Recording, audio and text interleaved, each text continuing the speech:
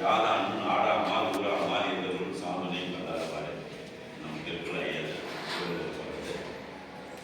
நீ படிச்சுட்டுன்னு சொன்னா இந்த நாடு இல்லை, இந்த தேசம் அல்ல, எந்த நாடு உன்னுடையதான், எந்த ஊரும் உன்னுடையதான்.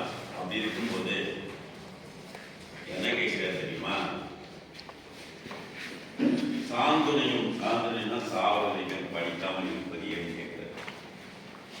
அதனால மாவுக்கால் போட்டுப்பாங்க, யாதானும் நாடாமால் ஊராமால் என்பதுவன் சாதனை கதார் தொட்டனைக்கு மனக்கெடி மாதிரி காத்தறிவு மாதிரி காற்று பகுதியில் நீரை தோண்ட தோண்ட எப்படி நீர் பெருகுமோ அது போல பல நூல்களை கற்க கற்க ஆய்வு வரும். நீங்க இங்க சரியா படிக்காம போயிட்டு ஒரு மைய நூலுக்கு ஒரு சரி சென்டர் போயிட்டு டிஎன்பிஎஸ்காகவோ இல்லை டிபிஎஸ்காகவோ இல்லை ஏதாவது ஒரு வேலை சொன்னால் போட்டி தேர்வுக்காக நீங்க போய் படிக்கிறீங்கன்னா அப்போ உங்களுக்கு வந்து என்ன தெரியாது, இந்த அருமையெல்லாம் தெரியாது. அதனால இப்போ என்ன பண்ணணும்னா நீங்க இந்த காலத்திலேயே படிக்க ஆரம்பிச்சு, இது வந்து முக்கியமான பருவம், படிக்கிற பருவம். இந்த படிக்கிற நேரத்தில் உடல் நேரத்தில் ஊருக்கு போனோம் அறுவடைக்கு ஆளுக்கு நேரத்தில் சொன்னாங்க ஒரு பழமொழியாக அது மாதிரி படிக்கிற காலத்தில் நீங்கள் இந்த வாழ்க்கையில் தவற விட்டீங்கன்னு சொன்னால் உங்கள் வாழ்க்கையில் எந்த பதிவுமே உங்களால் போக முடியாது.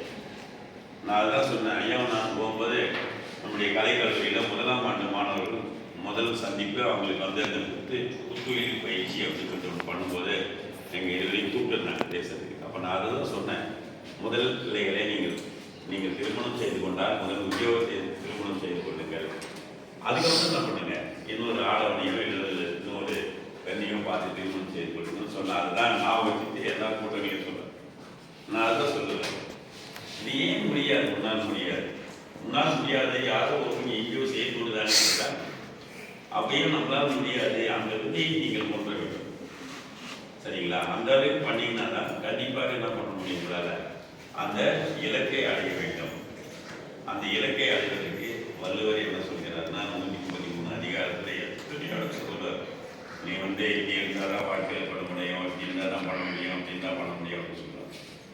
அதனால நீங்கள் எல்லாம் வாழ்க்கையில் வெற்றி பெற வேண்டும் என்று சொன்னால் இன்றிலிருந்தே உங்களுடைய விடயத்தை மாற்றி கொடுங்கள் அப்படிதான் நான் சொல்லுவேன். ஏன்னா மாற்றம் என்பது நீங்கள் நீங்களே மாற்றிக்கிறதா. இந்த கல்விக்கு வரவங்க நிறைய பேர் வந்து காலையிலேருந்து மாலை வரைக்கும் பார்த்தீங்கன்னா ஒரு 20 நிமிடம் கூட கவனிக்க மாட்டாங்க, 20 நிமிடம் கூட பாடத்தை படிக்க மாட்டாங்க. எனக்கு தெரியும். ஏன்னு கேட்டால் நான் 15,000 பிள்ளைகள் படிக்கக்கூடிய வேலம்மாள் கல்வியில் வேலம்மாள் பள்ளியில் வேலை பார்ப்பேன். 15,000 பிள்ளைகள் வந்து போவாங்க. ஒரே பிள்ளையார் நீங்கள் போகும். ஆண்டுகளெல்லாம் பார்த்தீங்கன்னா 15,000 இந்த 3 அத்தனை சேர் போடுவாங்க. ஒவ்வொன்றும் தனித்தனியாக போடுவாங்க. அதெல்லாம் பண்ணுவாங்க. அதனால் நீங்கள் என்ன பண்ணணும்னு கேட்டிங்கன்னா இப்போலேருந்தே நீங்கள் என்ன பண்ணணும், அடுத்தது உங்களுடைய இலக்கு என்ன, நம்ம எந்த உத்தியோகத்துக்கு போகிறோம், நம்முடைய நாற்காலி என்ன, நாற்காலி எங்கே உட்கார போகிறது தீர்மானிக்கணும். அப்படி தீர்மானம் பண்ணும்போது தான் நீங்கள் வாழ்க்கையில் வெற்றி பெறுவீர்கள். வருங்காலம் உங்களுக்கு போட்டுள்ளதுமாக இருக்கிறது. அந்த காலத்தில் நீங்கள் என்ன ஆகணுன்றதை இன்றைக்கே முடிவெடுத்து, அது ஒன்றும் இல்லை, நீங்கள் டிகிரி பண்ணுறீங்க, அந்த டிகிரி பண்ணிவிட்டு அடுத்து என்ன ஒரு தகுதி படிப்பு, தகுதி படிப்பு படிச்சுட்டு நீங்கள் இந்த ஊருக்கு இந்த மாவட்டத்துக்கு மாவட்ட செயலர் வரலாம், டிஆர் வரலாம், பிஎல் வரலாம், அதே மாதிரி மற்ற எத்தனையோ பதவிகள் இருக்குது அதுக்கெல்லாம் வரலாம். அப்படி வரும்போது நீங்கள் படிச்சுட்டுனே ஏதாவது வேலை தேர்ந்து சொல்லும்போது நேராக என்ன பண்ணுங்க, பல புத்தகங்கள் அப்போ தான் தேடுங்க. மாணவத்துறையில் தமிழ்துறை என்பது இப்போது பார்த்தீங்கன்னா எந்த ஒரு பொறியியல் துறையாக இருக்கட்டும், மருத்துவ துறையாக இருக்கட்டும், எல்லாத்துக்கும் தமிழ் கொண்டு வந்தாங்க. தமிழ் ஆசிரியர்களாக நினைச்சிட்டாங்க. அப்போ என்ன நடக்குதுன்னு கேட்டிங்கன்னா முதல்ல நீங்கள் எழுதின உடனே 25 மார்க் தமிழை பாஸ் பண்ண தான் மீது தான் நிறுத்துவாங்க. அந்த மாதிரியான காலகட்டம் வந்துடுச்சு. அதனால் நீங்கள் என்ன பண்ணணும், பொது தமிழை கண்டிப்பாக படிக்கணும், தமிழை வளர்க்கணும், அதே மாதிரி தமிழை தமிழாக பேசணும். இங்கே கூட நான் நிறைய கேட்டேன், நீங்கள் அலைபேசி என்ன இருந்தாலும் சரி தமிழ் சொல்லுங்கள். அதே மாதிரி யார் கொஞ்ச நாள் போனால் தெரிஞ்சிடும் உங்களுக்கு. நீங்கள் தமிழை வந்து அரசாங்கம் எத்தனையோ உதவி கொடுக்குது, புரியுதா? தமிழாக பேசுகிறதுலாம் கொடுக்குது. நீங்கள்லாம் பட்டிமன்ற பேச்சாளராகவும், அதே மாதிரி கவிதையை எழுதக்கூடிய கவிதானியாகவும், அதே மாதிரி நீங்களாம் கூட திரைப்படத்துறைகளும் போனீங்கன்னா அங்கே தமிழ் கொண்டு புகுத்துங்க. தமிழ் நிற்கும். அதாவது பண்பாட்டையும் மொழியையும் யாருக்கு காப்பாற்றணும், அதே மாதிரி வீட்டில் அப்பா அம்மாவை யாருக்கு காப்பாற்றணும், அதே மாதிரி குருக்கள் ஓகே பண்ணுங்க, வாழ்க்கையில் நல்லா இருக்கும். அதை யாராலையும் தடுக்க முடியாது. அவனுடைய வளர்ச்சியை யாராலையும் தடுக்க முடியாது. அதனால தான் சொல்கிறேன். நான் கூட என்ன வேலை செஞ்சேன் அப்படின்னு பார்த்தீங்கன்னா, தன்னுடைய குழந்தைகளுக்கு 1330 குளியல் சொல்லி கொடுத்து கவனக்கராக மாற்றி, அதுக்கப்புறம் அவங்க நல்ல நிலைமைக்கு போன பிறகு நான் எதை செஞ்சேன், யான் பெற்ற இன்பம் பெருகை வையம்ன்ற மாதிரி மற்ற பிள்ளைகளையும் உருவாக்கணும். அந்த மாதிரி அவங்களுக்கு நினைவாற்றல் வளர்க்கணும், நிறைய நிறைய விஷயங்களை அவங்களுக்கு போய் சேரணும் அப்படின்னு சொல்லி தான் நான் கையில் எடுத்து கலந்தாரு. 4 நூற்றாண்டுகளாக நிறைய பிள்ளைகள் உருவாக்கியிருக்கேன். நம்ம திரும்பி பார்த்தோன்னா 1330 பசங்க இருப்பாங்க. அந்த பசங்களாம் இன்னைக்கு பார்த்தீங்கன்னா பெரிய பொறியாளராக, டாக்டராக எல்லாம் வெளியிட்டிருக்காங்க. இன்னும் படிச்சுட்டு இருக்காங்க என்கிட்ட. நான் காரணம் நண்பர்களே, நான் வந்து எப்பயுமே 4 மணிக்கு இருந்தாலும் நான் எழுந்திரிச்சதே கிடையாது. முன்னாடி தான் எழுந்திரிப்பேன். என்னுடைய உடல் மொழி கிடையாது நான் அடிப்பேன். அதுக்கப்புறம் தான் பெல் அடிக்கணும். குச்சி முடிச்சுட்டு தான் பெல் அடிப்பேன். அதை நிறுத்துவேன். அதுக்கப்புறம் என்ன பண்ணுவேன், கரெக்டாக 4:55 ஆன் பண்ணனா அமெரிக்க பசங்க வருவாங்க. அமெரிக்க பசங்க நம்மளுக்கு தெரியும், நம்மளுக்கு தெரியாது. ஆனால் ஃபண்ட் சொல்லிகிட்டே வருவான், கரெக்டாக வருவான். அந்த குழந்தைகள்லாம் கரெக்டாக வருவாங்க. அதே மாதிரி பாய் குழந்தைங்க வருவாங்க, அதே இந்திய குழந்தைங்க வருவாங்க. இந்திய குழந்தைகள் வந்து 5 பசங்கள்லாம் வருவாங்க. உள்ள வந்தவுடனே அவங்க அப்பாவும் அவங்க அம்மாவும் உட்காந்து அம்மா தான் வருவாங்க. வந்துட்டு நீங்கள் எந்த அதிகாரமோ அந்த அதிகாரத்தில் 5 குரலை நீங்கள் கூட பயன்படுத்தலாம். கூட நீங்கள் பயன்படுத்தலாம். எப்படின்னு கேட்டிங்கன்னா, ஒரு நாளைக்கு 5 குரல் பொருளோடு படிங்க, தப்பே கிடையாது. பொருளோடு படிங்க. சும்மா பேருந்தில் படிக்கல, அப்படியே படிக்கலாம். வீட்டில் போகும்போது படிக்கலாம். உங்கள் பிள்ளைகளுக்கு சொல்லுவாங்க. நீங்கள் படிச்சிங்கன்னாக்கா அந்த ரத்தத்தில் கலந்து கொடுக்குற மாதிரி அப்படியே என்ன பண்ணணும், அது உங்கள் பிள்ளைகளுக்கு போய் சேரும். அதே மாதிரி உங்களுக்கு பொய் கிடையாது. ஒரு கருவுற்ற தாய் நல்ல செய்திகளை கேட்கிறாள், நல்ல புத்தகங்களை படிக்கிறாள் என்று சொன்னால் அந்த குழந்தைகளுக்கு இது வந்து பார்த்தீங்கன்னா அபிமன்யு கேள்விப்பட்டிருப்பீங்க, பிரகலாதன் ஒருத்தர் கேள்விப்பட்டிருப்பீங்க. பார்த்தீங்களா கேட்டீங்களா? வயிற்றில் இருக்கும்போது இதெல்லாம் கேள்வி வருவோம். அதனால் நல்ல சமுதாயத்தை உருவாக்க வேண்டும், நல்ல பிள்ளைகளை கிடைக்க வேண்டும், நல்ல ஒழுக்கமான பிள்ளைகள்லாம் வேணும்னு சொன்னால் கண்டிப்பாக நீங்கள் நல்ல நூல்களை கற்க வேண்டும், நல்ல விடயங்களை கையில் எடுத்துக்கொள்ள வேண்டும். அரட்டை எடுப்பது என்பது ஒதுக்கு வேணாம் சொல்லணும், விளையாடுறதுக்கு நேரத்தை ஒதுக்கு வேணாம் சொல்ல. ஆனால் எந்த நேரமும் அதையே செஞ்சுட்டு இருக்காது.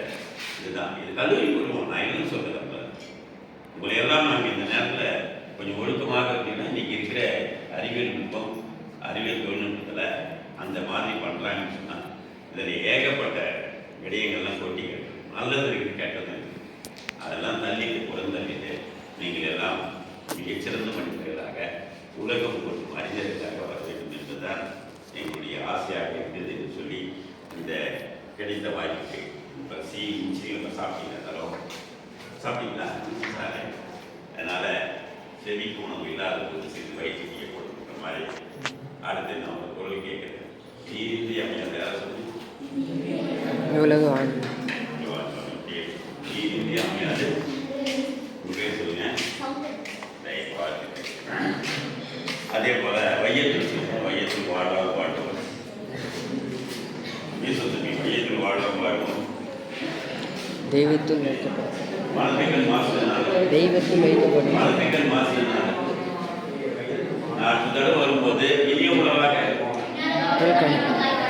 நான் தடவை வரும்போது நான் கண்டிப்பாக நான் எங்களை எல்லாம் ஒரு 500 கொடுத்துருவேன். அந்த குரல் நான் கேளுங்க, கம்மித்துறையில் தான் படிக்கிறோம். அதனால் முதல்ல நாங்கள் திருக்குறளை அப்படி நாங்கள் ஒரு தடவை படிச்சிடும் அப்படின்னு சொல்லி நீங்கள் பண்ணலாம். அதே மாதிரி ஐயா கிட்டே எண் வாங்கிங்க. எண் வாங்கிக்கிங்கன்னா அதில் வந்து பார்த்தீங்கன்னா என் யூடியூப் பார்ப்பேன். என் யூடியூப் வந்து AAMARASU காமராஜ் போட்டுட்டு திருக்குறள் படிக்கணும், காமராஜ் படிக்கணும் வந்துடும். உடனே வந்து அதில் இணைஞ்சிட்டு கொஞ்சம் தள்ளினா திருக்குறள் காமராஜ் சேனல் வரும். இதில் நீங்கள் படிக்கணும்னா சும்மா படிக்கவே புக்கே தேவை. நான் தினமும் ஒரு அதிகாரம் போட்டிருக்கேன். இன்றைய அதிகாரம் அப்படின்னு சொல்லி ஒரு அதிகாரத்தை தப்பு இல்லாமல் படித்து போட்டிருக்கேன். இன்றைய திருக்குறள் குரல் பொருள்னு சொல்லி ஒன்று போட்டிருக்கேன். அதை கேட்டிங்கன்னா ஒரு 3 தடவை கேட்கலாம். அது உங்களுக்கே வந்துடும். அது ஒரு சும்மா படிக்கும் போது கேட்கலாம், பார்க்கும் போது கேட்கலாம், தலை செய்யும் போது கேட்கலாம், கேட்கலாம். புரியுங்களா?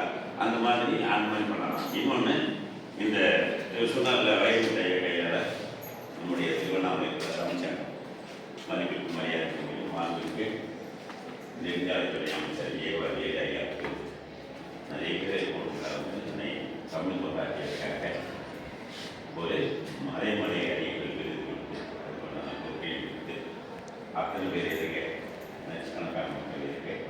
இன்னைக்கு பார்க்கறதுனால அது ஒரு பெரிய இது. எனக்கு ஒரு கைது அதே போல நீங்கள் எல்லாம் கூட அந்த சிகரத்தை தொட வேண்டும், ஏற்க வேண்டும் என்றுதான் என்னுடைய ஆசை.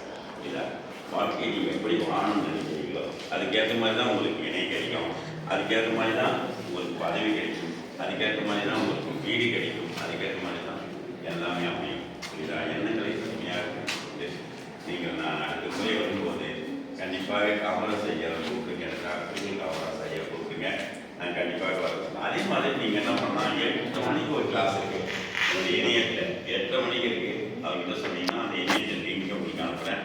அதில் என்னென்னு கேட்டால் வந்து படிக்கலாம். 9:10 40 நிமிஷம் தான் போகும். அமெரிக்கா வந்து படிப்பாங்க, டெல்லியிலேருந்து படிப்பாங்க, பல நாடுகளிலிருந்து வந்து படிப்பாங்க.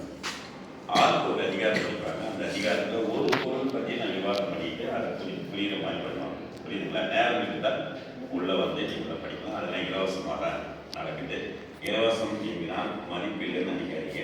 திருக்குறளுக்கு எப்பயுமே மரியாதை உண்டு. நீங்கள் 4 திருக்குறள் படிச்சுட்டு அதில் ஒரு திருக்குறள் நீங்கள் வாழ்ந்தீர்கள்னு சொன்னால் உங்களை யாரும் ஒன்றும் பண்ணது நீதிமன்றத்தை போத்தலை, காஷ்மீர் போத்தலை, ஒன்று கை நீட்டி யாரும் சொல்ல மாட்டான். அந்த அளவுக்கு தன்னை தாண்டி காத்து கொடுக்குற மிகப்பெரிய வலிமை எங்கே இருக்கு? திருக்குறள் இருக்கு. அதனால் நீங்கள் எல்லாம் வருங்காலத்தில் எந்த இலக்கியங்கள் படிக்கிறீங்களோ இல்லையோ திருக்குறளின் உண்மையான வாசியங்கள் சொல்லி கிடைத்த வாய்ப்புக்கு நன்றி பாராட்டி விடைபெறுகிறேன். நன்றி, வணக்கம்.